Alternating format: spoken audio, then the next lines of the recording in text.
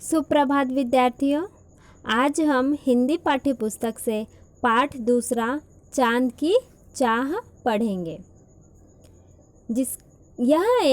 चांद की चाह यह एक बाल्य कथा है जिसकी लेखिका है अनीता चमोली अनु।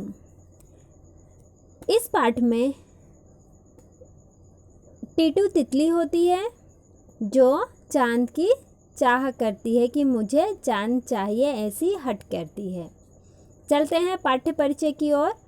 नादान और कम उम्र के बच्चों में नामुमकिन और असंभव वस्तुओं को पाने की लालसा या हट उनके बाल स्वभाव का गुण है। नादान और कम उम्र के बच्चे जो होते हैं वो नामुमकिन और असंभव वस्तुओं को पाने के लिए क्या करते हैं, उनके मन में लालसा होती है और वह क्या करते हैं, कोई भी चीज़ उन्हें जो पसंद आ जाती है वह चीज़ पाने के लिए क्या कर बैठते हैं, वो हट कर बैठते हैं। और ये बाल स्वभाव का गुण है। सहज भाव से वे किसी भी वस्तु के लिए जिद कर बैठते हैं, चाहे वो खिलौने हो या चांद तारे। टीटू तितली ने भी वही किया कि उसे चांद चाहिए। बाल मनोवैज्ञानिक पर आधारित इस कहानी की मुख्य पात्र टीटू तितली है। सहज भाव से किसी भी वस्तु की क्या करते हैं, बच्चे क्या करते हैं, जिद कर बैठते हैं और चाहिए तो चाहिए, चाहे वो खिलौने हो या चांद तारे। जो बच्चे के मन में भाग गया, जो उन्हें चाहिए तो चाहिए, ऐसा जिद करते हैं। वैसे ही जिद कौन करती है, टीटू तितली।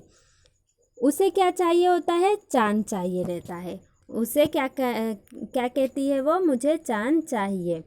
और यह पाठ क्या है, चांद की चाह मनोविज्ञान पर आधारित यह एक कहानी है जिसकी पात्र कौन है, मुख्य पात्र टीटू तितली है।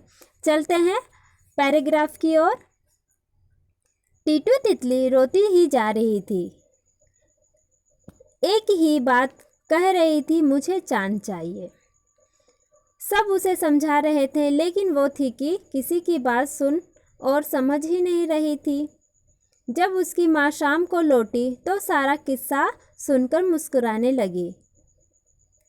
यहाँ पे टीटू तितली रो रही थी और एक ही बात बोल रही थी। क्या बोल रही थी, कि मुझे चांद चाहिए। सब लोग उसे समझा रहे थे लेकिन वह किसी की बात सुनने और समझने को तैयार नहीं थी। जब शाम हुई तो उसकी माँ घर आती है और यह सब किस्सा सुनकर क्या करती है, मुस्कुराने लगती है। टीटू को गले लगाती हुई उसकी माँ बोली, हमारी प्यारी टीटू इतनी सी बात पर रो रही है, लेकिन शाम तो होने दो, चांद तो रात होने पर ही आकाश में आएगा, तब हम अपनी टीटू को चांद दिला देंगे। और टीटू की माँ कहती है उसे गले लगाकर कि हमारी प्यारी टीटू इतनी सी बात के लिए रो रही है, शाम तो होने दो, चांद तो क्या होता है, रात में ही आकाश में आएगा, तब हम क्या करेंगे, चांद को टीटू को दिला देंगे। दूसरा पैराग्राफ देखिए। यह सुनकर टीटू हंसने लगी, खेलने लगी और टीटू के पिता ने कहा, टीटू की माँ, अभी तो तुमने टीटू को बहला फुसलाकर चुप करा दिया, लेकिन रात होने पर वो फिर चांद मांगने लगेगी, तब क्या करोगी। टीटू की माँ, अब वो टीटू हंसने लगती है, खेलने लगती है, तो टीटू के पिताजी क्या कहते हैं टीटू की माँ को, कि अभी तो तुम टीटू को बहला फुसलाकर चुप करा दिए हो, लेकिन बाद में जब रात होगी, चांद आएगा, तब वह चांद मांगेगी, तब तुम क्या करोगी। टीटू की माँ रसोई में जाती हुई बोली, रात आने दो, मैं टीटू को मना लूँगी। उसकी माँ कहती है कि रात आने दो, होने दो, मैं टीटू को मना लूँगी। ये देखिए, ये छोटी तितली टीटू है, ये इसकी माँ है। नीचे के पैराग्राफ देखिए। रात हुई, टीटू जोर से चिल्लाई, माँ देखो चांद निकल आया, मुझे चांद चाहिए, मुझे चांद चाहिए। और वह जोर से चिल्लाने लगी कि माँ देखो चांद आ गया, मुझे चांद चाहिए, मुझे चांद चाहिए, ऐसा कहने लगती है। आगे देखिए। माँ ने टीटू को समझाया, ठीक है, लेकिन जैसे हमारी टीटू दूध पीती है, खाना खाती है और रात को अपनी माँ से कहानी सुनती है, वैसे ही चांद भी दूध पिएगा, खाना खाएगा और अपनी माँ से कहानी सुनेगा। जब कहानी सुनते सुनते चांद सो जाएगा, तब मैं अपनी टीटू के लिए चांद को मांग कर ले आऊँगी। चलो खाना खा लो, दूध पी लो, फिर माँ से कहानी सुन लो, इतना तो करो।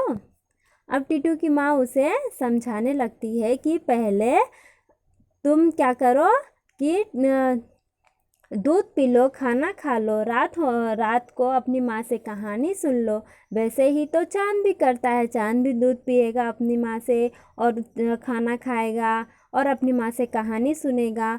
तब तक तुम भी ये सब चीज़ें कर लो और चांद अपनी माँ से कहानी सुनकर सो जाएगा।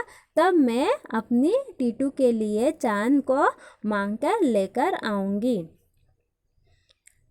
टीटू मान गई। खाना खाकर दूध पीकर टीटू बोली, माँ अब जल्दी मुझे कहानी सुना दो, फिर मुझे चांद ला दो। अब वह मान जाती है टीटू और बोलती है कि मैं तो खाना खा लेती है, दूध पी लेती है और बोलती है कि आओ जल्दी से मुझे कहानी सुना दो और फिर मुझे चांद लाकर दे दो।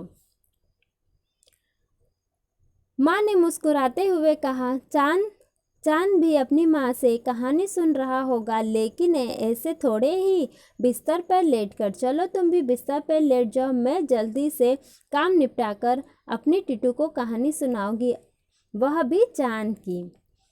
अब माँ मुस्कुराते हुए कहती है कि चांद भी अपनी माँ से कहानी सुन रहा होगा, लेकिन कैसे? ऐसे थोड़े ही बिस्तर पे लेट कर।